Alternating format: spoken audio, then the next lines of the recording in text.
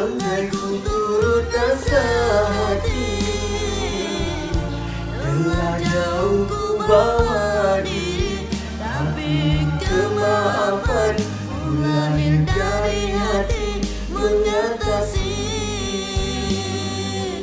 Sejarah mungkin berulang, walau engkau ku maafkan.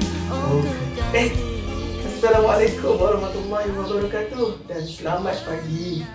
Minta maaflah, cikgu sedang menghayati sebuah lagu. Tajuknya Sejarah Mungkin Berulang. Sejarah mungkin berulang. Apa yang akan berulang sebenarnya? Kenapa berulang? Nampaknya tajuk lagu ni mungkin ada kaitan dengan tajuk pelajaran kita pada hari ini. Kamu nak tahu tak? Tunggu.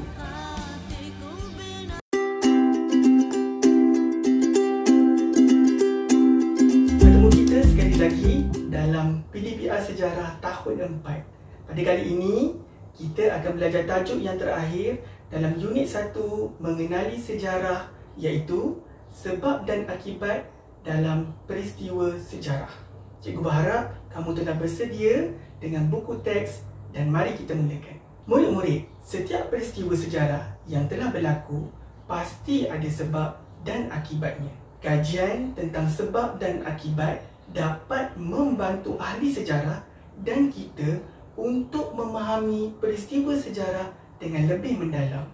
Pengkaji sejarah perlu mengetahui apa, siapa, di mana, bila, bagaimana dan mengapa sesuatu sejarah itu berlaku.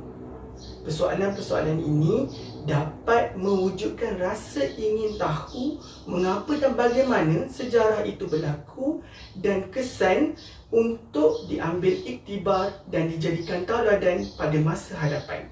Sebab itulah mengetahui dan memahami sejarah sangat penting kerana kita tidak mahu sejarah itu berulang kembali.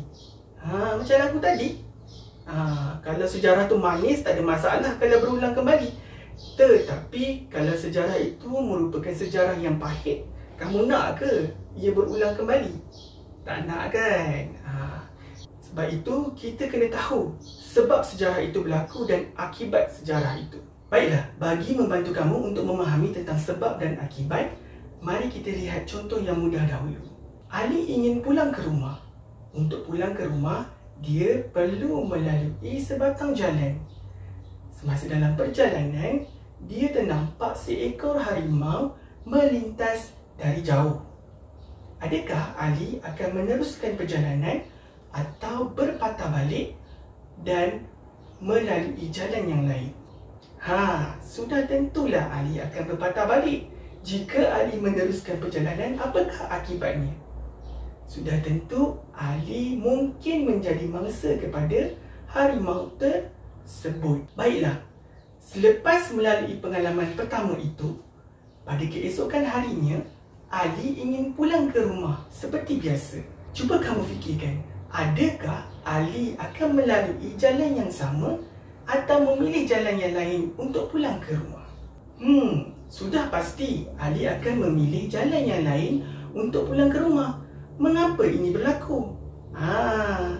Kerana Ali telah melalui satu pengalaman yang dia telah ternampak seekor harimau melintas di jalan itu.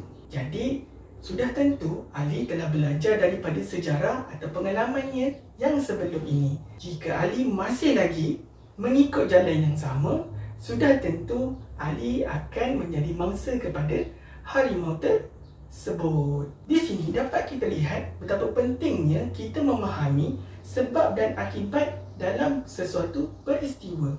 Mari kita lihat contoh yang kedua berkaitan dengan Hari Anugerah Kecemerlangan. Kamu boleh lihat contoh di dalam muka surat 11. Mengapakah Hari Anugerah Kecemerlangan diadakan? Hari Anugerah Kecemerlangan diadakan bagi menghargai murid yang cemerlang dalam bidang akademik. Apakah akibatnya? Akibatnya, murid-murid akan belajar dengan bersungguh-sungguh untuk mendapat hadiah. Itulah kesan daripada sesuatu peristiwa itu. Kita lihat contoh yang ketiga. Kamu masih ingat lagi tak rombongan Tunku Abdul Rahman ke kota London? Untuk apa? Apakah sebabnya? Pergi melancong? Bukan. Tunku Abdul Rahman ke kota London untuk menuntut kemerdekaan bagi Persekutuan Tanah Melayu. Kamu tahu kan, negara kita pernah dijajah. Jadi Tunku Abdul Rahman berusaha untuk menuntut kemerdekaan. Berjaya ke tidak? Sudah tentu berjaya. Akibatnya, negara kita telah merdeka pada 31 Ogos 1957. Dan kesannya kamu dapat rasai sehingga ke hari ini. Jadi, penting untuk kita memahami sebab dan akibat agar kita tidak mengulangi kesilapan yang telah berlaku dahulu. Adakah kamu ingin dijajah semula? Tak nak kan? Jadi, kamu perlu sayangi negara kamu. Jadi, kamu sebagai rakyat Malaysia perlu jaga tanah air kamu dengan baik. Kena kekalkan perpaduan. Secara kesimpulannya, memahami sebab dan akibat dalam sejarah dapat membantu kita agar tidak mengulangi kesilapan yang telah dilakukan pada masa lalu. Apa yang baik, kita teruskan. Apa yang buruk, kita jangan ulangi. Jadi, selepas menonton video ini, bolehlah kamu membuat latihan dalam modul PDPR Sejarah yang telah cikgu sediakan. Cikgu mahu kamu baca dan fahami nota yang cikgu berikan, kemudian lengkapkan rajah yang terdapat dalam latihan tersebut. Rajah itu ingin kamu menerangkan sebab dan akibat peristiwa yang telah ditetapkan. Selamat mencuba.